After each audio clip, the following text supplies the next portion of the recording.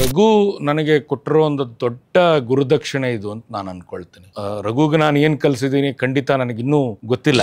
ಈ ಸಿನಿಮಾದಲ್ಲಿ ಒಬ್ರು ಯಾರಾದ್ರೂ ರೆಮ್ಯುನರೇಷನ್ ಇಲ್ದಿರ ಒಂದು ಪ್ರೀತಿಗೋಸ್ಕರ ಮಾಡಿರೋದಂದ್ರೆ ನಮ್ಮ ಗುರುಗಳೊಬ್ಬರೇ ಅಂತ ಹೇಳ್ಬೋದು. ಇವತ್ತು ನನಗೆ ಎಷ್ಟು ಆಶ್ಚರ್ಯ ಆಗುತ್ತೆ ಅಂದ್ರೆ ಒಬ್ಬ ನಟನಾಗ ಅಷ್ಟೇ ಅಲ್ಲ, ತಂತ್ರಜ್ಞನಾಗಿನೂ ರಘುರಾಜನಂದ ನಿಂತಿದ್ದಾನೆ. ಕಸ ಹೊಡಿ ಅಂದ್ರೆ ಬೇಜಾರಾಗಲ್ಲ, ನಾವು ಖುಷಿ ಆಗುತ್ತೆ ಅಲ್ಲಿ ಮಾಡಿರ್ತೀವಲ್ಲ. ಇವತ್ತಿಗೂ ನನಗೊಂದು ಖುಷಿ ಇರೋದೇನು ಅಂದ್ರೆ ಅವನು ಇವತ್ತು ಕಸ ಗುಡಿಸ್ಬೇಕಾ, ನಾಯಕ ನಟ ಅಂತ ಯೋಚನೆ ಮಾಡಲ್ಲ, ಅವ್ನು ಕಸ ಗುಡಿಸ್ತಾನೆ. ರಾಜನ ಸಿಂಹಾಸನದ ಮೇಲೆ ಕೊಡ್ಕೋಬೇಕಾ, ರಾಜನಾಗೆ ಕಾಣ್ತಾನೆ. ಯಾಕಂದ್ರೆ ಅವನ ಹೆಸರಲ್ಲೇ ರಾಜ ಇದೆ. ರಂಗಭೂಮಿಯಿಂದಾನೇ ಟ್ರೈನ್ ಹತ್ತಿದ್ದೀನಿ, ರಂಗಭೂಮಿಯಿಂದ ಫ್ಲೈಟ್ ಹತ್ತಿದ್ದೀನಿ, ರಂಗಭೂಮಿಯಿಂದ ಇಡೀ ಊರುಗಳು ಸುತ್ತಿದ್ದೀನಿ. ಈಗ ದೇವನೂರು ಮಹಾದೇವ್ ಅವ್ರು ಹೇಳ್ತಾರೆ, ಸಂಬಂಧ ಅನ್ನೋದು ದೊಡ್ಡದು ಕಣ. ಈ ಸಂಬಂಧಗಳನ್ನ ಬೆಸೆಯೋ ಅಂತದ್ದು ಇರೋದೇ ರಂಗಭೂಮಿಯಲ್ಲಿ. ಮುಂಚೆ ಶೂಟಿಂಗ್ ನಡೀತಿರುವಾಗಲಿಂದ ನಮ್ಗೆ ಯೋಚನೆ ಇದೆ, ನಮ್ಗೆ ಏನಾದ್ರು ಒಂದ್ ಸ್ವಲ್ಪ ದುಡ್ಡು ಬರ್ಬೋದು, ಸ್ವಲ್ಪ ದುಡ್ಡಲ್ಲೂ ನಾವ್ ಇನ್ನೊಂದ್ ಏನ್ ಸಿನಿಮಾ ಮಾಡ್ಬೋದು ಅನ್ನೋದೇ ನಮ್ ಯೋಚನೆ ಇದೆ. ಈಗ ನಮ್ಮ ಜೊತೆಗೆ ಮಾಲೂರು ವಿಜಯ್ ಸರ್ ಇದ್ದಾರೆ. ಸರ್, ಕಾರ್ಯಕ್ರಮಕ್ಕೆ ಸ್ವಾಗತ. ನಮಸ್ತೆ. ಒಂದು ದೊಡ್ಡ ಅಂದರೆ ರಂಗಭೂಮಿಲಿ ಎಲ್ಲ ಹುಡುಗರು ಕೆಲಸ ಮಾಡ್ತಿರ್ತಾರೆ, ನೀವು ಅನೇಕ ವರ್ಷಗಳಿಂದ ನೋಡಿದ್ದೀರಾ. ಸೊ ಕೆಲವ್ರು ಮಾತ್ರ ಈ ಸಿನಿಮಾ ಅನ್ನೋದನ್ನು ಅಚೀವ್ ಮಾಡೋಕ್ಕೆ ಹೋಗ್ತಾರೆ. ಸಾಕಷ್ಟು ಜನ ಸೀರಿಯಲ್ಲು ಅಥವಾ ಅದೇ ರಂಗ ಪರಂಪರೆಯನ್ನು ಮುಂದುವರ್ಸ್ಕೊಂಡು ಹೋಗುವಂಥದ್ದು ನಾವು ನೋಡಿರೋವಂಥದ್ದು. ಸಿನಿಮಾಗಳಿಗೆ ಬರುವಂಥದ್ದು ತೀರಾ ಕಡಿಮೆ. ಅದು ಎಸ್ಪೆಷಲಿ ಈ ಥರದ ಒಂದು ನಮ್ಮ ಭಾಗದಲ್ಲಿರುವಂಥ, ಅಂದರೆ ನಾನು ಹೇಳ್ತಿರೋದು ಈ ಗಡಿ ಭಾಗದಲ್ಲಿರೋಂಥವ್ರು ಅಷ್ಟು ಸುಲಭ ಅಲ್ಲ ರೀಚ್ ಆಗುವಂಥದ್ದು. ಸೊ ಆ ಒಂದು ವಿಷಯಕ್ಕೆ ನಿಮ್ಮದೇ ಶಿಷ್ಯ ಆ್ಯಂಡ್ ನಿಮ್ಮ ಪಾತ್ರ ಭಾಳ ಚೆನ್ನಾಗಾಗಿದೆ ಸಿನಿಮಾಲಿ. ಅಭಿನಂದನೆಗಳು ನಿಮಗೆ. ಖಂಡಿತವಾಗ್ಲೂ ಈ ಸಿನಿಮಾ ನೋಡಿದ್ಮೇಲೆ ಒಂದಷ್ಟು ಈ ಥರದ ಪಾತ್ರಗಳನ್ನ ಹುಡ್ಕೊಂಡು ಬರ್ತಾರೆ, ಅಂದರೆ ಈ ಹಿಂಗೂ ಕೊಡ್ಬೋದು ಪಾತ್ರ ಅಂತ. ಸೊ ಅಷ್ಟು ವಿಶೇಷವಾಗಿದೆ ಸಿನಿಮಾದೊಳಗಡೆ, ಅದು ಕಾಡುವಂಥ ಪಾತ್ರ ಹೇಳಬೇಕು ಅಂತಂದರೆ. ಸೊ ರೋಣ ಸಿನಿಮಾ ಆಗುವಂತಹ ಹೊತ್ತು ಹೇಗಾಯಿತು ಸರ್? ಅಂದರೆ ರೋಣ ನಮ್ಮೆಲ್ಲರ ದೊಡ್ಡ ಕನಸು. ರಘುರಾಜನಂದನ, ಸತೀಶ್ ಅವರ ಈ ಥರದ ಒಂದೊಂದೇ ಸ್ಟೆಪ್ ಬೈ ಸ್ಟೆಪ್ ಪ್ರತಿಯೊಬ್ಬರೂ ಕೂಡ ಇದನ್ನು ಕನಸು ಕಂಡಂಥ ಇದು ಅಂಥ ಒಂದು ಚಿತ್ರವನ್ನು ನಾವು ಮಾಡಿದ್ದೀವ ಅನ್ನೋದು ಕೂಡ ನಮಗೊಂದು ಆಶ್ಚರ್ಯ ಕೂಡ ಕಾಡ್ತಾ ಇದೆ. ಸೊ ಸಂತೋಷ ಇದೆ. ಅದರಲ್ಲೂ ರಘುರಾಜನಂದ ಮೊದಲ ಬಾರಿಗೆ ನಾಯಕ ನಟನಾಗಿ, ಸತೀಶ್ ಅವರು ಮೊದಲ ಬಾರಿಗೆ ನಿರ್ದೇಶಕರಾಗಿ. ಸೊ ಈ ಮೊದಲುಗಳಿದೆಯಲ್ಲ, ಆಮೇಲೆ ಬಹುಶಃ ನಂದು ಕೂಡ ಇದು ಮೊದಲನೇ ಸಿನಿಮಾ ಅಂತಲೇ ಹೇಳ್ಬೋದು. ನಾನೊಂದು ಠಾಣೆ ಅನ್ನುವಂಥ ಒಂದು ಸಿನಿಮಾದಲ್ಲಿ ಒಂದು ಸಣ್ಣ ಪಾತ್ರ ಮಾಡಿದ್ದೀನಿ, ಬಿಟ್ಟರೆ ನಾನು ರಂಗಭೂಮಿಯನ್ನು ಬಿಟ್ಟು ಹೊರಗಡೆ ಹೋಗಲೇ ಇಲ್ಲ. ಬಹುಶಃ ಇವನ ಒತ್ತಡಕ್ಕೆ ಮತ್ತು ಇವನ ಪ್ರೀತಿಗೆ ಸೋತು ನಾನು ಅದರಲ್ಲಿ ಆ್ಯಕ್ಟ್ ಮಾಡೋದಾಗಿದ್ದು. ಸೊ ನನಗೂ ಇದು ಮೊದಲನೇ ಅನುಭವನೇ, ಹಾಗಾಗಿ ನಾನು ಮೊದಲನೇ ಎಂಟ್ರೆನ್ಸ್. ಸೊ ಎಲ್ಲ ಮೊದಲಿಗರು ಸೇರಿಕೊಂಡು ಎಲ್ಲ ಹಳೆ ಬೇರುಗಳನ್ನು, ಈಗ 300 ಸಿನಿಮಾ ಮಾಡಿರುವಂಥ ಶರತ್ ಲೋಹಿತಾಶ್ವ ಅವರು, ಈಗ ಕಾಂತಾರದಂಥ ಸಿನಿಮಾದಲ್ಲಿರ್ತಕ್ಕಂಥ ನಮ್ಮ ಬಾಲರಾಜ್ ವಾಡಿ ಅವರು, ಇವರೆಲ್ಲರೂ ನಮ್ಮ ಜೊತೆಗಿದ್ದಾರೆ ಅನ್ನೋವಂಥದ್ದು ನಮಗೊಂದು ದೊಡ್ಡ ಶಕ್ತಿ. ಸೊ ತುಂಬ ಚೆನ್ನಾಗಿ ಬಂದಿದೆ ಅಂತ ನನಗೆ ಅನ್ನಿಸ್ತಾ ಇದೆ. ಖಂಡಿತ. ಅಂದರೆ ನನಗೆ ಎಸ್ಪೆಷಲಿ ನಿಮ್ಮ ಪಾತ್ರ ನೋಡಿದ ಮೇಲೆ ನಾನು ಕೇಳಿದೆ ಅವತ್ತು ಸಿನಿಮಾ ಯಾರಿದು ನಂಗೆ ಗೊತ್ತಿರಲಿಲ್ಲ ಅವಾಗ. ನಾನು ಅಂದರೆ ಸಿನಿಮಾ ಒಳಗಡೆ ಎಷ್ಟು ಆವರಿಸ್ಕೊಂಡಿದ್ದೀರಾ ನೀವು ಅಂತಂದರೆ, ಒಂದು ಒಳ್ಳೆ ಹೀರೋಗೆ ಒಂದು ಖಡಕ್ ವಿಲನ್ ಇದ್ದಾಗ ಮಾತ್ರ ಪಾತ್ರಗಳು ಪರಸ್ಪರ ಹೈಲೈಟ್ ಆಗುತ್ತೆ ಅನ್ನೋದು. ಸೊ ಈ ಸಿನಿಮಾದಲ್ಲಿ ಅದಾಗಿದೆ, ಅದಾಗೋದಕ್ಕೆ ನೀವು ಕಾರಣ ಆಗಿದ್ದೀರಿ. ಗೊತ್ತಿಲ್ಲ ಸರ್, ಇಲ್ಲ ಅದು ನನಗೆ ಸಲ್ಲೋದಲ್ಲ. ಒಬ್ಬ ನಟನಿಗೆ ಒಬ್ಬ ನಿರ್ದೇಶಕ ಅಂದರೆ ಯಾವುದೇ ನಟ, ಅದು ಎಂಥ ಉದಾತ್ತವಾದ ನಟನೆ ಮಾಡುವಂಥವನ್ನ ಇದಕ್ಕೆ ಈಗ ಬೇಕು ಅಂತ ದುಡಿಸ್ಕೊಳ್ಳುವ ಶಕ್ತಿ ಇರೋದು ನಿರ್ದೇಶಕರಿಗೆ. ಸೊ ನನಗೆ ಆ ನಿರ್ದೇಶಕ ನಿಜವಾಗಲೂ ಸತೀಶ್ ಅವರನ್ನು ಮೊದಲು ನೋಡಿದಾಗ ಕಷ್ಟ ಏನೋ ಈತ, ಯಾಕಂದರೆ ತುಂಬ ಕಡಿಮೆ ಮಾತು. ಆಮೇಲೆ ನಾನು 100 ಪ್ರಶ್ನೆ ಕೇಳಿದ್ರೆ ಅವರು ಒಂದು ಉತ್ತರ ಕೊಡ್ತಿದ್ದಿದ್ದು. ಸೊ ಇದು ಸಾಧ್ಯನಾ ಅಂತ ಅನಿಸಿತ್ತು. ಸೆಟ್ಟಿಗೆ ಹೋದಾಗ ಆತನೇ ಬೇರೆ, ಎಷ್ಟು ಚೆನ್ನಾಗಿ, ಅಂದರೆ ಬೆಣ್ಣೆಯಲ್ಲಿ ಕೂದಲು ತೆಗಿಯೋದು ಅಂತಾರಲ್ಲ, ಸೊ ಆ ಥರದಲ್ಲಿ ನಮ್ಮ ಕಡೆ ಅದು ಏನು ಕೆಲಸ ಬೇಕು, ಅವ್ರ ಕೆಲಸ ಬಿಟ್ಟು ಇನ್ನೇನು ಮಾತಾಡಿದ್ದಿಲ್ಲ ಇಡೀ ಸೆಟ್ನಲ್ಲಿ. ಸೊ ಹಾಗಾಗಿ ಅದರ ಏನೇ ಕ್ರೆಡಿಟ್ ಇದ್ದರು ಅಥವಾ ನಾನು ಏನೇ ನನಗೆ ಈಗ ನೀವು ಹೇಳ್ತಾ ಇದ್ದಾಗ ಇನ್ನೂ ಅದರ ಇದು ಕಾಡ್ತಿದೆ. ಸೊ ಅಕಸ್ಮಾತ್ ನಾನು ನಟನೆ ಮಾಡಿದರೆ ಆ ಕ್ರೆಡಿಟ್ ಗೋಸ್ ಟು ಡೈರೆಕ್ಟರ್. ಖಂಡಿತ. ಆ್ಯಂಡ್ ರಘು ಅಂದರೆ ನಿಮ್ಮ ಗರಡಿಯಲ್ಲಿ ಪಳಗದಂಥ ಹುಡುಗ, ಮತ್ತು ಎಲ್ಲ ಹೊಸ ಮುಖಗಳು, ಹೊಸ ಹುಡುಗರು ಜೊತೆಗೆ ಸಾಥ್ ಕೊಟ್ಟಿದ್ದೀರಿ ಇಡೀ ಸಿನಿಮಾಗೆ. ಸೊ ಹೇಗಿತ್ತು ಸರ್ ಪ್ರಾಸೆಸ್, ಹೇಗಿತ್ತು? ರಘು ನನಗೆ ಕೊಟ್ಟಿರೋ ಒಂದು ದೊಡ್ಡ ಗುರುದಕ್ಷಿಣೆ ಇದು ಅಂತ ನಾನು ಅಂದ್ಕೊಳ್ತೀನಿ. ಯಾಕೆಂದರೆ ರಘುಗೆ ನಾನು ಏನು ಕಲಿಸಿದ್ದೀನಿ ಖಂಡಿತ ನನಗಿನ್ನೂ ಗೊತ್ತಿಲ್ಲ. ಅವನಲ್ಲಿ ಇದ್ದ ಅಗಾಧತೆ ಇದೆಯಲ್ಲ, ಅಥವಾ ನಾನು ಇದನ್ನು ಸಾಧಿಸಲೇಬೇಕು ಅನ್ನುವಂಥ ಛಲ ಇದೆಯಲ್ಲ, ಅದು ಬಹುಶಃ ಇಲ್ಲಿವರೆಗೂ ತಂದು ನಿಲ್ಲಿಸಿದೆ, ಅಥವಾ ಇನ್ನು ಮುಂದಕ್ಕೆ ಅವನನ್ನು ಕೊಂಡೊಯ್ಯುತ್ತೆ. ನಾನು ಬಹುಶಃ ಒಂದು ಕಿರುಬೆರಳು ಕೊಟ್ಟು ಒಂದು 4 ಹೆಜ್ಜೆ ನಡೆಸಿರ್ಬೋದು ಅಷ್ಟೇ. ಅಷ್ಟು ಬಿಟ್ಟರೆ ನನ್ನ ಸಾಧನೆ ಅಂತ ಖಂಡಿತ ಏನೂ ಇಲ್ಲ. ಆದರೆ ಅದು ಎಲ್ಲದರ ಹಿಂದೆ ಅವನ ಪರಿಶ್ರಮ ಇದೆ, ಅವನ ದಿಟ್ಟತನ ಇದೆ. ನಾನು ಇದನ್ನು ಮಾಡ್ತೀನಿ. ಅವನು ಪ್ರತಿ ಹಂತವನ್ನು ನನಗೆ ಹೇಳಿದ್ದಾನೆ, ಹೀಗೆ ಮಾಡ್ತಾಯಿದ್ದೀನಿ, ಹೀಗಿದೆ, ಹೀಗೆ ಹೋಗ್ತಾಯಿದ್ದೀನಿ. ಸೊ ಎಲ್ಲ ವಿಚಾರಗಳು, ಈಗ ಫೈಟ್ ಕಲಿಸಿದಂಥ ಗುರುಗಳಿದ್ದಾರೆ, ಅದು ಆ ಸೆಗ್ಮೆಂಟ್ಗೆ ಅವರು ನೃತ್ಯ ಕಲಿಸುವಂಥ ಗುರುಗಳಿದ್ದಾರೆ. ಮತ್ತು ಈ ಸಿನಿಮಾಗೆ ಅನ್ನುವಂಥದ್ದು ಒಂದು ಆ್ಯಕ್ಟಿಂಗ್ ಮೆಥಡ್ ಇದೆ. ಸೊ ಈಗ ನಾನು ರಂಗಭೂಮಿಯಲ್ಲಿ ಅವನಿಗೆ ಕಲೆಯ ಇದನ್ನು ಕೊಟ್ಟಿರ್ಬೋದು, ಅದಕ್ಕೆ ಅಂತ ಒಬ್ಬ ಗುರುಗಳಿದ್ದಾರೆ.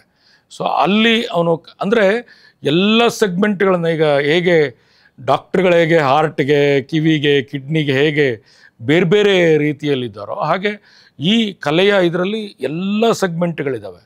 ಇವತ್ತು ನನಗೆ ಎಷ್ಟು ಆಶ್ಚರ್ಯ ಆಗುತ್ತೆ ಅಂದರೆ, ಒಬ್ಬ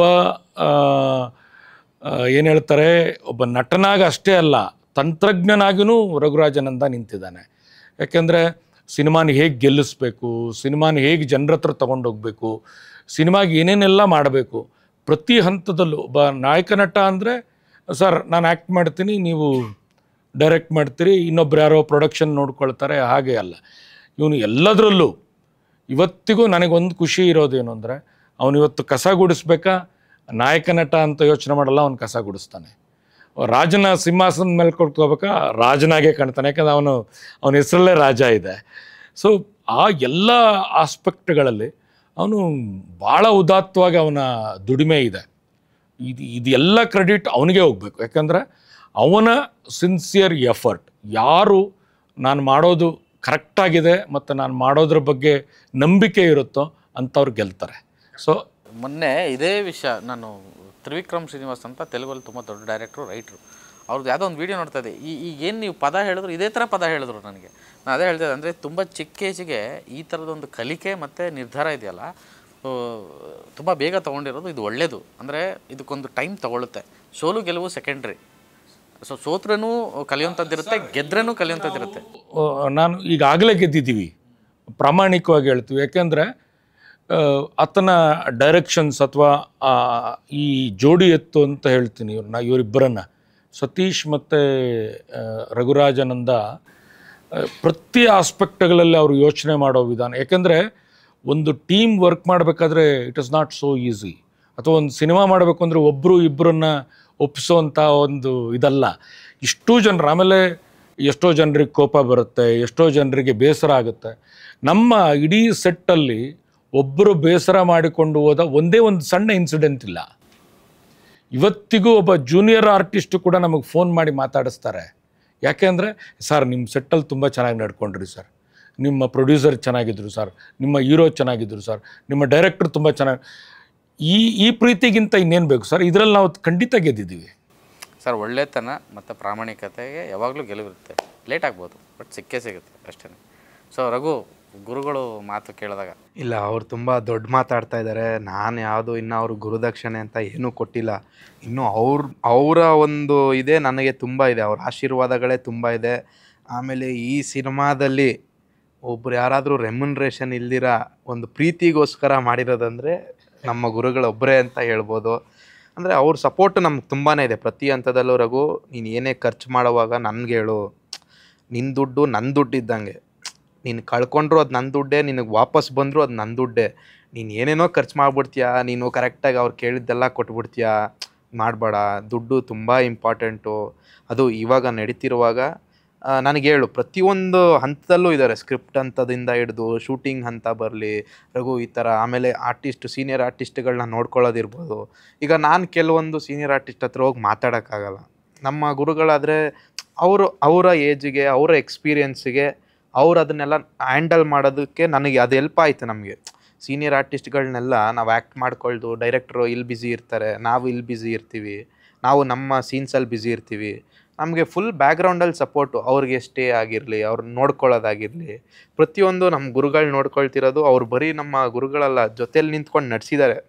ಬರೀ ಕಿರುಳು ಬೆಳ್ಳಲ್ಲ, ಇಡೀ ಕೈನೇ ಹಿಡ್ಕೊಂಡೇ ನಡೆಸ್ಕೊಂಡು ಬಂದಿದ್ದಾರೆ, ಇನ್ನೂ ನಡೆಸ್ತಾನೆ ಇರ್ತಾರೆ, ಯಾವಾಗಲೂ ನಮ್ಮ ಜೊತೆಲೇ ಇರ್ತಾರೆ ಅನ್ನೋದು ಹೇಳ್ಬೋದು. ಎಲ್ಲೊಂದು ಕಡೆ ಈ ಸಿನಿಮಾ, ಈ ತಂಡ ಒಬ್ಬೊಬ್ರದ್ದು ಮಾತು ಕೇಳಿ ಪ್ರತಿಯೊಬ್ಬರು ಎಲ್ಲರ ಕೈಗಳು ಸೇರಿ ಈ ಪಿಕ್ಚರ್ ಆಗಿದೆ ಅಂತ. ಸರ್, ಈ ಸಿನಿಮಾ ಹೆಂಗೆ ಅಣ್ಣ, ಇದು ನಡೀತಿರುವಾಗ ನಾವು ಒಬ್ಬರನ್ನು ಕೂಡ ಸಪ್ರೇಟ್ ಮಾಡಿಲ್ಲ. ನಮ್ಮ ಲೈಟ್ ಆಫೀಸರ್ ಇರ್ಬೋದು, ಅವ್ರು ಈಗ ಫೋನ್ ಮಾಡ್ರು, ಅಣ್ಣ ಹೇಗಿದ್ದೀರಾ ಅಣ್ಣ, ಎಲ್ಲ ಚೆನ್ನಾಗಿದ್ದೀರಾ, ಅವರು ಈಗ ಸಿಗ್ತಿರ್ತಾರೆ, ಅವಾಗವಾಗ ಸಿಗ್ತಿರ್ತಾರೆ. ನಮ್ಮ ಜೂನಿಯರ್ ಆರ್ಟಿಸ್ಟ್ ಇರ್ಬೋದು, ಒಬ್ಬರನ್ನ ನಾವು ಸಪ್ರೇಟ್ ಮಾಡಲಿಲ್ಲ. ಎಲ್ಲರೂ ನಾವು ಒಂದೇ. ನಾವೇನು ಊಟ ತಿಂತಾಯಿದ್ವೋ, ಅಂದರೆ ಮೇನ್ ಕ್ರೂ ಏನು ತಿಂತಾಯಿದ್ರು, ಆ ಜೂನಿಯರ್ ಆರ್ಟಿಸ್ಟ್ ಬಂದರೂ ಅದೇ ಊಟ ಇರ್ತಿತ್ತು. ಅವ್ರಿಗೆ ಅದೇ ಒಂದು ಖುಷಿ ಇರ್ತಾಯಿತ್ತು. ಅವ್ರಿಗೊಂದು ಖುಷಿ, ಆ ಖುಷಿನೇ ನಮಗೂ ಇನ್ನೂ ಸ್ವಲ್ಪ ಉತ್ಸಾಹ ತುಂಬಿ ನಾವು ಚೆನ್ನಾಗಿ ಮಾಡ್ಕೋತಾ ಇದ್ವಿ ಶೂಟಿಂಗಲ್ಲಿ. ಆ ಸ್ಪಾಟೇ ಒಂಥರ ನಮಗೆ ಖುಷಿ ಅನ್ನಿಸ್ತಿತ್ತು. ಈಗ ನಮಗೆ ಇದಿದೆ, ಏನೋ ಶೂಟಿಂಗೇ ಇರಬೇಕಿತ್ತು, ಅದೊಂದು ಫೀಲ್ ಇದೆ. ಏನೇ ಟೆನ್ಷನ್ ಇದ್ದರೂ ಏನೇ ಇದ್ದರೂ ಕೂಡ ಸೆಟ್ಗೆ ಹೋದ್ಮೇಲೆ ಯಾರೋ ಒಬ್ರು ಸಿಗ್ತಾರೆ, ಏನೋ ಮಾತಾಡೋಕ್ಕಾಗಲಿ, ಒಂದು ಎಂಟರ್ಟೈನ್ಮೆಂಟ್ ಪರ್ಪಸ್ ಆಗಲಿ, ಏನೋ ಒಂದು ಬಾಂಧವ್ಯಕ್ಕೆ. ಇಡೀ ನೀವು ಸಿನಿಮಾದಲ್ಲೂ ಕೂಡ ನೋಡ್ಬೋದು, ಹ್ಯುಮ್ಯಾನಿಟಿ ಅಂದರೆ ಏನು ಅನ್ನೋದನ್ನು ನೀವು ಸಿನಿಮಾದಲ್ಲಿ ಕೂಡ ಗೊತ್ತಾಗುತ್ತೆ. ಒಂದು ತಂದೆ ಮಗನ ಬಾಂಧವ್ಯ, ತಾಯಿ ಮಗನ ಬಾಂಧವ್ಯ, ಒಂದು ಗಂಡ ಹೆಂಡತಿ ಬಾಂಧವ್ಯ ಯಾವ ಥರ ಇರಬೇಕು, ಫ್ರೆಂಡ್ಶಿಪ್ ಯಾವ ಥರ ಇರಬೇಕು ಅನ್ನೋದು ಪ್ರತಿಯೊಂದು ಟೋಟಲ್ ಒಂದು ಹ್ಯುಮ್ಯಾನಿಟಿ ಏನು ಅನ್ನೋದು ರೋಣ ಸಿನಿಮಾದಲ್ಲಿ ಗೊತ್ತಾಗುತ್ತೆ. ಮೇ ಬಿ ರಂಗಭೂಮಿಯ ಪರಿಣಾಮ ಮತ್ತು ರಂಗಭೂಮಿಯವರೇ ಹೆಚ್ಚಿಗೆ ಇರೋದ್ರಿಂದ ಆ ಸಿನಿಮಾ ಟ್ರೀಟ್ಮೆಂಟಲ್ಲೂ ಕೂಡ ನೀವು ಈಗ ಎಷ್ಟೋ ಸಲ ನಾವು ನೋಡ್ತೀವಿ, ನಾವು ರಂಗ ಚಟುವಟಿಕೆ ಅಂದರೆ ಅದು ಇನ್ನು ಶೋಗಿಂತ ಹಿಂದೆ ಮಾಡುವಂಥ ಕೆಲಸಗಳು, ಆ ಪ್ರಾಸೆಸ್ಸೇ ಶೋ ದಿನಕ್ಕಿಂತ ಹೆಚ್ಚಾಗಿ ಆ ಒಂದು ಜರ್ನಿ ನಾವು ಭಾಳ ನಮಗೆ ಬೇಜಾರಾಗಲ್ಲ ಸರ್. ಇದು ಕಸ ಹೊಡಿ ಅಂದರೆ ಬೇಜಾರಾಗಲ್ಲ, ನಮಗೆ ಖುಷಿ ಆಗುತ್ತೆ. ಅಲ್ಲಿ ಮಾಡಿರ್ತೀವಲ್ಲ, ಸೆಟ್ಟು ಹಾಕೋದ್ರಿಂದ ಹಿಡಿದು ಅದನ್ನು ವಾಪಸ್ ಇಡೋ ತನಕ. ಯಾಕಂದರೆ ರಂಗಭೂಮಿಯಿಂದನೇ ಟ್ರೈನ್ ಹತ್ತಿದ್ದೀನಿ, ರಂಗಭೂಮಿಯಿಂದ ಫ್ಲೈಟ್ ಹತ್ತಿದ್ದೀನಿ, ರಂಗಭೂಮಿಯಿಂದ ಇಡೀ ಊರುಗಳು ಸುತ್ತಿದ್ದೀನಿ. ಇದುವರೆಗೂ ಟ್ರೈನೆಲ್ಲ ಹತ್ತಿರಲಿಲ್ಲ. ನಾಟಕಕ್ಕೋಸ್ಕರನೇ ಟ್ರೈನಲ್ಲಿ ಹೋಗಿದ್ದೆ, ಫ್ಲೈಟಲ್ಲಿ ಹೋಗಿದ್ದು ನಾಟಕ ಮಾಡೋಕ್ಕೋಸ್ಕರನೇ ಡೆಲ್ಲಿಗೆ ಫಸ್ಟ್ ಫ್ಲೈಟಲ್ಲಿ ಹೋಗಿದ್ದು. ಅಲ್ಲಿ ಡೆಲ್ಲಿ ಕರ್ನಾಟಕ ಸಂಘದಲ್ಲಿ ನಮ್ಮದೊಂದು ನಾಟಕ ಇತ್ತು, ಅಲ್ಲಿ ಮಾಡೋಕ್ಕೆ ನಮ್ಗೆ ಅದೆಲ್ಲ ಖುಷಿ ಇತ್ತು. ನಮಗೆ ಸೆಟ್ ಹಾಕೋದಾಗಲಿ, ಅದನ್ನು ವಾಪಸ್ ರಿಮೂವ್ ಮಾಡೋದಾಗಲಿ, ಅದನ್ನು ಟ್ರೈನಲ್ಲಿ ಎತ್ಕೊಂಡು ಹೋಗೋದಾಗಲಿ, ಟ್ರೈನ್ ಜರ್ನಿ ಡೆಲ್ಲಿಗೆ ಅಂದರೆ ಒಂದು 2 days 2.5 days ಹೋಗ್ತಾಯಿತ್ತು, 2 nights ಆ ಥರ ಸಿಗ್ತಾಯಿತ್ತು. ನಮ್ಗೆ ಅದೊಂದು ಬಾಂಡಿಂಗ್ಸು ಚೆನ್ನಾಗಿತ್ತು. ಈಗ ನೀವು ನೋಡಿದ್ರೆ, ನೀವು ಜಾತ್ರೆ ಸಾಂಗಲ್ಲಿ ಏನು ಸೆಟ್ ನೋಡಿದ್ದೀರಾ, ಅದನ್ನೆಲ್ಲ ನಾವು ಹುಡುಗರೇ ಮಾಡಿದ್ದೀವಿ, ನನ್ನ ಫ್ರೆಂಡ್ಸು ಎಲ್ಲರೂ ಸೇರಿಕೊಂಡೇ ಮಾಡಿದ್ದೀವಿ. ಹಂಗಂತ ಆರ್ಟ್ ಡಿಪಾರ್ಟ್ಮೆಂಟ್ ಇಲ್ಲ ಅಂತಲ್ಲ, ನಾರ್ಮಲ್ ಡೇಸಲ್ಲಿ ಬರ್ತಿದ್ರು, ಶೂಟ್ ಡೇಸಲ್ಲಿ ಅವ್ರು ಇರ್ತಿದ್ರು. ಪ್ರಿಯರ್ ಬಂದರೆ ನಾವು ಅವ್ರಿಗೆ ದುಡ್ಡು ಕೊಡಬೇಕಾಗುತ್ತೆ. ನಾವು ಸ್ವಲ್ಪ ಬಜೆಟ್ ನಮ್ಮದು ಲಿಮಿಟ್ ಆಗಿರೋದ್ರಿಂದ ಅದನ್ನು ನಾವೇ ಮಾಡ್ಕೋತಿದ್ವಿ. ಯಾರನ್ನೋ ಕೇಳಿದಾಗ ಇದು ತುಂಬ ಜಾಸ್ತಿ ಆಗುತ್ತೆ, ಜಾತ್ರೆ ಸೆಟಪ್ ರೆಡಿ ಮಾಡೋಕ್ಕೆ ಅಂದಾಗ ನಮ್ಮ ಹುಡುಗರೆಲ್ಲ ರೆಡಿ ಇದ್ರು ಮಾಡೋಕ್ಕೆ. ಎಲ್ಲರೂ ನಾವೇ ಅದಕ್ಕೆ ಏನು ಆಟ ಸಾಮಾನು ಬೇಕು, ಒಂದು ಕಳೆಪುರಿ ಅಂಗಡಿ ಬೇಕು, ಪ್ರತಿಯೊಂದೂ ನಾವೇ ಒಂದು ಚಪ್ರ, ಗಣೇಶ ಚಪ್ರ ಯಾವ ಥರ ಹಾಕ್ತೀವೋ ಆ ಥರ ರೆಡಿ ಮಾಡಿಕೊಂಡು, ಅದರ ನಂತರ ಬಂಟಿಂಗ್ಸ್ ಕಟ್ಕೋಬೇಕಾಗುತ್ತೆ. ಒಂದಷ್ಟು ದೇವಿಗಳ ಫೋಟೋ ಆಗಿರ್ಬೋದು, ದೇವಸ್ಥಾನಕ್ಕೆ ಅಲಂಕಾರ ಆಗಿರ್ಬೋದು, ಅದನ್ನೆಲ್ಲ ಮಾಡ್ಕೊಂಡು ನಮ್ಗದೊಂದು ಕಷ್ಟ ಅನ್ನಿಸ್ತಿರ್ಲಿಲ್ಲ ನಮಗೆ. ನಮ್ಮ ಸಿನಿಮಾಗೆ ಮಾಡ್ತಾಯಿದ್ದೀವಪ್ಪ, ಎಲ್ಲರೂ ಹಂಗೆ ಇದ್ರು, ನಮ್ಮ ಟೀಮೆಲ್ಲ ಹಂಗೆ ಇದ್ರು. ನಮ್ಮ ಸಿನಿಮಾ ಯಾರು, ಇದು ಒಬ್ಬರ ಸಿನಿಮಾ ಆಗಿಲ್ಲ, ಇದು ಪ್ರತಿಯೊಬ್ಬರು ಮಾಡ್ತಿದ್ರು. ಯಾರ್ಯಾರು ಕೆಲಸ ಮಾಡ್ತಿದ್ರು ಅವರೆಲ್ಲ ನನ್ನದೇ ಸಿನಿಮಾ. ಪ್ರತಿಯೊಬ್ಬರು ನನ್ನ ಫ್ರೆಂಡ್ಸ್ ಕ್ಯಾರೆಕ್ಟರ್ ಆಗಿರಲಿ, ಅವರು ಅಷ್ಟೇ, ನನ್ನ ಸಿನಿಮಾ ಇದು, ನಾನು ಹೆಲ್ಪ್ ಮಾಡಬೇಕು ಹೋಗಿ, ಅವರೇ ಬರ್ತಿದ್ರು. ಆ ಥರ ಒಂದು ಒಳ್ಳೆ ಟೀಮ್ ವರ್ಕು, ಅದೊಂದು ಖುಷಿಯಲ್ಲಿ ಮಾಡಿದ್ದೀವಿ ಸಿನಿಮಾ. ಆಮೇಲೆ ಎಸ್ಪೆಷಲಿ ಸರ್, ಈಗ ದೇವನೂರು ಮಹಾದೇವ್ ಅವರು ಹೇಳ್ತಾರೆ, ಸಂಬಂಧ ಅನ್ನೋದು ದೊಡ್ಡದು ಕಣ. ಈ ಸಂಬಂಧಗಳನ್ನು ಬೆಸೆಯೋ ಅಂಥದ್ದು ಇರೋದೇ ರಂಗಭೂಮಿಯಲ್ಲಿ. ಆ ರಂಗಭೂಮಿಯ ಹಿನ್ನೆಲೆಯಲ್ಲಿ ಬಂದಿರೋ ನಾವೆಲ್ಲ, ನಮಗಿರೋ ಒಟ್ಟಾರೆ ಕಾನ್ಸೆಪ್ಟ್ ಏನು ಅಂದರೆ ಸಂಬಂಧಗಳನ್ನ ಒಗ್ಗೂಡಿಸ್ಕೊಂಡು ಹೋಗಬೇಕು ಅಂತ. ನಾವು ಇಡೀ ಸಿನಿಮಾದಲ್ಲಿ ಅದನ್ನೇ ಹೇಳಕ್ಕೆ ಹೊರಟಿದ್ದೀವಿ. ಇವತ್ತು ಸಂಬಂಧಗಳು ಹಾಳಾಗ್ತಾ ಇದ್ದಾವೆ, ಇವತ್ತು ಸಂಬಂಧಗಳು ನಶಿಸಿ ಹೋಗ್ತಾ ಇದೆ. ದೊಡ್ಡ ದೊಡ್ಡ ಕುಟುಂಬಗಳು ಸಣ್ಣ ಸಣ್ಣ ಸಂಕೀರ್ಣ ಕುಟುಂಬಗಳಾಗ್ತಾ ಇದೆ. ಇವತ್ತು ಗಂಡ ಒಂದು ಕಡೆ, ಹೆಂಡ್ತಿ ಒಂದು ಕಡೆ ಇರೋ ಪರಿಸ್ಥಿತಿ ಇದೆ. ಗಂಡ ಹೆಂಡ್ತಿ ಜೊತೆಯಲ್ಲಿರೋದೇ ದೊಡ್ಡ ಕಷ್ಟ ಆಗಿದೆ. ಗಂಡ ಡೇ ಶಿಫ್ಟ್ಗೆ ಹೋದರೆ ಹೆಂಡ್ತಿ ನೈಟ್ ಶಿಫ್ಟಲ್ಲಿ ಕೆಲಸ ಮಾಡ್ತಿರ್ತಾರೆ. ಈ ಥರದ ಬೇರೆ ಬೇರೆ ಮಜಲುಗಳಿರುವಂಥ ಸಂದರ್ಭಗಳಲ್ಲಿ ಒಂದು ಒಗ್ಗೂಡಿ ಬದುಕಿದ್ರೆ, ಇಲ್ಲಿ ತಂದೆ ಮಗನ ಬಾಂಡಿಂಗ್ ಹೇಗಿರಬೇಕು ಅನ್ನೋದನ್ನು ಹೇಳ್ತಾ ಹೋಗಿದ್ದೀವಿ. ಒಂದು ಇಡೀ ಸಮಾಜದ ಜೊತೆಗೆ ಒಬ್ಬ ಯುವಕರ ಬಾಂಡಿಂಗ್ ಹೇಗಿರಬೇಕು ಅಂತ ಹೇಳಕ್ಕೆ ಹೊರಟಿದ್ದೀವಿ. ಈ ಎಲ್ಲ ಆಸ್ಪೆಕ್ಟ್ಗಳು ಇದೆಯಲ್ಲ, ನಾನು ಅಂದ್ಕೊಳ್ತಾ ಇರೋದು ಇವತ್ತಿನ ಸಮಾಜಕ್ಕೆ ಇದು ನಿಜವಾಗ್ಲೂ ನೆಸಿಟಿ ಇದೆ. ಇವತ್ತಿನ ಯುವಕರಿಗೆ ಇದು ಇವತ್ತು ಬೇಕಾಗಿದೆ. ಯಾಕೆಂದರೆ ಎಷ್ಟೋ ಯುವಶಕ್ತಿ ಇವತ್ತೆಲ್ಲೋ ಒಂದು ಕಡೆ ತನಗಿರೋ ತಾಕತ್ತನ್ನು ಮರ್ತೋಗಿದೆ. ಹನುಮಂತನ ರೀತಿಯಲ್ಲಿ ಅವ್ರನ್ನ ಪುಷಪ್ ಮಾಡೋಕ್ಕೆ ಒಂದು ಶಕ್ತಿ ಬೇಕಿದೆ. ಸೊ ಆ ಕಾರಣದಿಂದ ಈ ಸಿನಿಮಾ ಒಂದು ಯುವ ಶಕ್ತಿಯನ್ನು ಉತ್ತೇಜಿಸೋ ರೀತಿಯಲ್ಲಿ ಕೆಲಸ ಮಾಡುತ್ತೆ ಅಂತ ನನ್ನ ಅನಿಸಿಕೆ ಸರ್. ಇನ್ನೊಂದು ರಘು, ಅಂದರೆ ಈಗ ಸ್ನೇಹಿತರೆಲ್ಲ ಸೇರಿಕೊಂಡು ಒಂದು ಪ್ರೊಡಕ್ಷನ್ ಹೌಸ್ ಕಟ್ಟಿದ್ದೀರಾ, ಅಂದರೆ ಒಂದು ತಂಡ ಕಟ್ಟಿದ್ದೀರಾ, ಆ ತಂಡದಿಂದ ಮೊದಲ ಪ್ರಯತ್ನ ಇದು. ಸೋಲು ಗೆಲುವು ಸೆಕೆಂಡ್ರಿ. ಅಂದರೆ ಮುಂದಿನ ದಾರಿ ಮತ್ತು ವಿಷನ್ನು ಏನು ಕೆಲಸಗಳು ನಡೀತಾ ಇದೆ, ಅಂದರೆ ಈ ಸಿನಿಮಾ ರಿಲೀಸ್ ಕೆಲಸಗಳು ಇವಾಗ ನಡೀತಾ ಇದೆ, ಅದು ನೋಡ್ತಾ ಇದ್ದೀವಿ, ಮುಂದೆ ಏನು ಮಾಡಬೇಕು ಅಂತ. ಖಂಡಿತ ಸರ್. ನಾನು ಮುಂಚೆ ಶೂಟಿಂಗ್ ನಡೀತಿರುವಾಗಲಿಂದ ನಮ್ಗೆ ಯೋಚನೆ ಇದೆ, ಈಗ ನಮ್ಗೆ ಏನಾದರೂ ಒಂದು ಸ್ವಲ್ಪ ದುಡ್ಡು ಬರ್ಬೋದು, ಸ್ವಲ್ಪ ದುಡ್ಡಲ್ಲೂ ನಾವು ಇನ್ನೊಂದು ಏನು ಸಿನಿಮಾ ಮಾಡ್ಬೋದು ಅನ್ನೋದೇ ನಮ್ಮ ಯೋಚನೆ ಇದೆ. ನಮ್ಮ ಫ್ರೆಂಡ್ಸ್ ಏನಿದ್ದೀವೋ ನಾವು, ಕಮ್ಮಿಯಲ್ಲಿ ಏನು ಮಾಡ್ಬೋದೋ, ನೀನು ಪ್ಲ್ಯಾನ್ ಮಾಡೋ. ಒಟ್ಟು ಇಲ್ಲಿ ಇಂಡಸ್ಟ್ರಿಯಲ್ಲಿ ನಾವು ನಮ್ಮ ಟೀಮು ಇದೆ ಅನ್ನೋದನ್ನು ನಾವು ತೋರಿಸ್ಬೇಕು ಅಂತ ಬಂದಿದ್ದೀವಿ. ಮತ್ತು ಇನ್ನೊಂದಷ್ಟು ಸಿನಿಮಾಗಳನ್ನ ನಾವು ಕೊಟ್ಟು ಕನ್ನಡ ಚಿತ್ರರಂಗನ ಮತ್ತು ಕನ್ನಡ ಜನತೆಗಳನ್ನ ರಂಜಿಸ್ಬೇಕು ಅಂತಲೇ ಬರ್ತಾಯಿದ್ದೀವಿ. ಅದನ್ನು ಮಾಡ್ತೀವಿ, ಮಾಡೋದು ಬಿಡಲ್ಲ. ಓಕೆ, ಯಾಕೆಂದರೆ ಸರ್ ಆಮೇಲೆ ರಂಗಭೂಮಿ ಕಲಿಸೋದೇ ಅದು ಸರ್. ಶ್ರಮ ನಿಂದು ಪ್ರತಿಫಲ ಪ್ರೇಕ್ಷಕ ಕೊಡ್ತಾನೆ. ಯಾಕೆಂದರೆ ನಾವು ಕಲಾವಿದರು ಹೇಗೆ ಅಂದರೆ ಪ್ರೇಕ್ಷಕರನ್ನು ದೇವರು ಅಂತ ಕರೆದವರು. ರಾಜ್ಕುಮಾರ್ ಅಂತ ಮಹಾನುಭಾವರು, ಈ ಜಗತ್ತಿನ ಅತ್ಯುತ್ತಮ ನಟರು, ಅಭಿಮಾನಿ ದೇವರುಗಳೇ ಅಂತ ಕರೆದಂಥವ್ರು. ಅಂತಹ ಒಂದು ಪರಂಪರೆಯಲ್ಲಿ ನಾವು ಬಂದಂಥ ಕಲಾವಿದರಾಗಿರೋದ್ರಿಂದ ನಮಗೆ ಆ ದೇವರುಗಳು ಅಂದರೆ ಪ್ರೇಕ್ಷಕ ಅನ್ನುವಂಥ ದೇವರು ಯಾವತ್ತಿದ್ದರೂ ನಮ್ಮನ್ನು ಕಾಪಾಡ್ತಾನೆ. ಇವತ್ತು ಕೈ ಹಿಡಿದೇ ಇರ್ಬೋದು, ಅಥವಾ ನಾಳೆ ಕೈ ಹಿಡಿದೇ ಇರ್ಬೋದು, ನಾಳಿದ್ದು ಕೈ ಹಿಡಿದೇ ಇರ್ಬೋದು. ಕಲಾವಿದ ಯಾವತ್ತಿಗೂ ಗೆಲ್ಲೋದು ಪ್ರೇಕ್ಷಕ ದೇವರಿಂದ. ಸೊ ಆ ಪ್ರೇಕ್ಷಕ ನಮ್ಮನ್ನು ಕಾಪಾಡ್ತಾನೆ ಅನ್ನುವಂಥ ನಂಬಿಕೆ. ಯಾಕೆಂದರೆ ಇವತ್ತಿನ 45 ವರ್ಷ ನನ್ನನ್ನು ರಂಗಭೂಮಿ ಮಡ್ಲಲ್ಲಿ ಬದುಕಿಸಿದ್ದಾರೆ ಸರ್. ಮಾಲೂರು ವಿಜಯ್ ಅಂತನ್ನುವಂಥ ಒಂದು ಹೆಸರನ್ನು ಉಳಿಸ್ಕೊಟ್ಟಿದ್ದಾರೆ ಪ್ರೇಕ್ಷಕರು. ಇನ್ನು ನನ್ನ ಕೂಸಿದು. ಸೊ ಇವನನ್ನು ಬೆಳ್ಳಿ ತೆರೆಯಲ್ಲಿ ಎತ್ಕೊಂಡು ಹೋಗ್ತಾರೆ ಅನ್ನೋ ನಂಬಿಕೆ ಖಂಡಿತ ನನಗಿದೆ. ಥ್ಯಾಂಕ್ ಯು ಸರ್, ಒಳ್ಳೆಯದಾಗಲಿ. ಅಂದರೆ ಎಲ್ಲ ರೀತಿಯಲ್ಲೂ ಸಿನಿಮಾ ಅಚ್ಚುಕಟ್ಟಾಗಿ ಆಗಿದೆ. ಸೊ 7ನೇ ತಾರೀಕು ಬರ್ತಾ ಇದ್ದೀರಿ, ಅಭಿನಂದನೆಗಳು ನಿಮಗೆ, ಒಳ್ಳೆಯದಾಗಲಿ. ಪ್ರೊಡಕ್ಷನ್ ಹೌಸ್ ಅಂದರೆ ಈ ಧ್ಯೇಯನೇ ಕೇಳೋದಕ್ಕೆ ತುಂಬ ಹಿತವಾಗಿದೆ. ಅಂದರೆ ಈ ರೀತಿಯಾಗಿ ಬರಬೇಕು, ಅಷ್ಟು ಕಾನ್ಫಿಡೆಂಟ್. ಸಿನಿಮಾ ಅಂದ್ರೇ ಹಂಗೆ, ಅಂದರೆ ಸಾಕಷ್ಟು ಶೋಗಳನ್ನ ನೀವು ನಡೆಸಿರ್ತೀರಿ, ಕೆಲವೊಂದು ಸಕ್ಸಸ್ ಆಗಿರುತ್ತೆ, ಕೆಲವೊಂದು ಫೇಲ್ ಆಗಿರುತ್ತೆ. ಬಟ್ ಆ ಶ್ರಮ, ಆ ಪ್ರಯತ್ನ ನಿರಂತರವಾಗಿದ್ದಾಗ ಒಬ್ಬ ಪ್ರೇಕ್ಷಕ ಇದ್ದರೂ ನಾವು ಅದೇ ಎಫರ್ಟ್ ಹಾಕ್ತೀವಿ ಸರ್. 1 ಲಕ್ಷ ಈಗ ಮುದ್ದೇಬಿಹಾಳದ ಒಂದು ಕಡೆಗೆ ನಾಟಕಕ್ಕೆ ಹೋದ್ವಿ.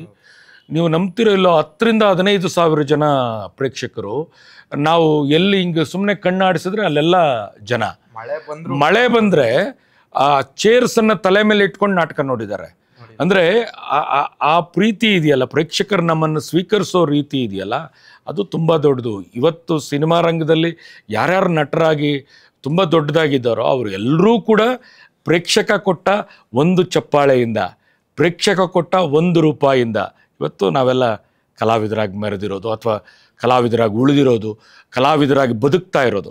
ಸೊ ಬದುಕನ್ನು ಕೊಡೋದು ಪ್ರೇಕ್ಷಕರು, ನಮ್ಮನ್ನು ಉಳಿಸೋದು ಪ್ರೇಕ್ಷಕರು, ನಮ್ಮನ್ನು ಕಾಪಾಡೋದು ಪ್ರೇಕ್ಷಕರು. ಅಂತಹ ಪ್ರೇಕ್ಷಕರಿರೋವರೆಗೂ ನಾವು ಯಾವತ್ತೂ ಗೆಲ್ತೀವಿ. ಇದಿಷ್ಟು ರೋಣ ಚಿತ್ರತಂಡದ ಜೊತೆಗಿನ ಮಾತುಕತೆ. ಸೊ 7ನೇ ತಾರೀಕು ಸಿನಿಮಾ ಬರ್ತಾ ಇದೆ, ಎಲ್ಲರೂ ತಪ್ಪದೆ ಥಿಯೇಟರ್ ಬಂದು ನೋಡಿ. ಹೊಸಬರ ಸಿನಿಮಾ ಅಂತ ಕಡೆಗಣಿಸಬೇಡಿ ದಯವಿಟ್ಟು. OTTಗೆ ಬರೋವರೆಗೂ ಕಾಯಬೇಡಿ. ಸಿನಿಮಾ ತುಂಬ ಚೆನ್ನಾಗಿದೆ, ನಾನು ಕೂಡ ನೋಡಿದ್ದೀನಿ. ದಯವಿಟ್ಟು ಚಿತ್ರಮಂದಿರಗಳಿಗೆ ಬಂದು ಸಿನಿಮಾ ನೋಡಿ. ತುಂಬ ಲಿಮಿಟೆಡ್ ಸ್ಕ್ರೀನ್ಸಲ್ಲಿ ಸಿನಿಮಾ ಬರ್ತಾ ಇದೆ, ಮಲ್ಟಿಪ್ಲೆಕ್ಸ್ಗಳಲ್ಲಿ ವಿಶೇಷವಾಗಿ ಶೋ ಆಗ್ತಾ ಇದ್ದೀವಿ. ಸೊ ದಯವಿಟ್ಟು ಎಲ್ಲರೂ ಥಿಯೇಟ್ರಿಗೆ ಬಂದು ಸಿನಿಮಾ ನೋಡಿ, ನಿಮ್ಮ ಅಭಿಪ್ರಾಯನ ತಿಳಿಸಿ. ಮತ್ತು ತುಂಬ ಉತ್ಸಾಹದ ತಂಡ ಇದು, ಒಂದಷ್ಟು ದೊಡ್ಡ ಕನಸುಗಳನ್ನ ಇಟ್ಕೊಂಡು ಇಂಡಸ್ಟ್ರಿಗೆ ಬಂದಿದೆ. ಇಂಥ ತಂಡಗಳನ್ನ ಉಳಿಸ್ಕೊಂಡಲ್ಲಿ ಇನ್ನೊಂದಷ್ಟು ಸಿನಿಮಾಗಳಾಗುತ್ತೆ ಅನ್ನೋದೇ ನನ್ನ ನಂಬಿಕೆ. ಯಾರೂ ಕೂಡ ಮಿಸ್ ಮಾಡದೆ ರೋಣ ಸಿನಿಮಾವನ್ನು ನೋಡಿ ಅಂತ ನಾನು ಕೇಳ್ಕೊತೀನಿ. ನಮಸ್ಕಾರ.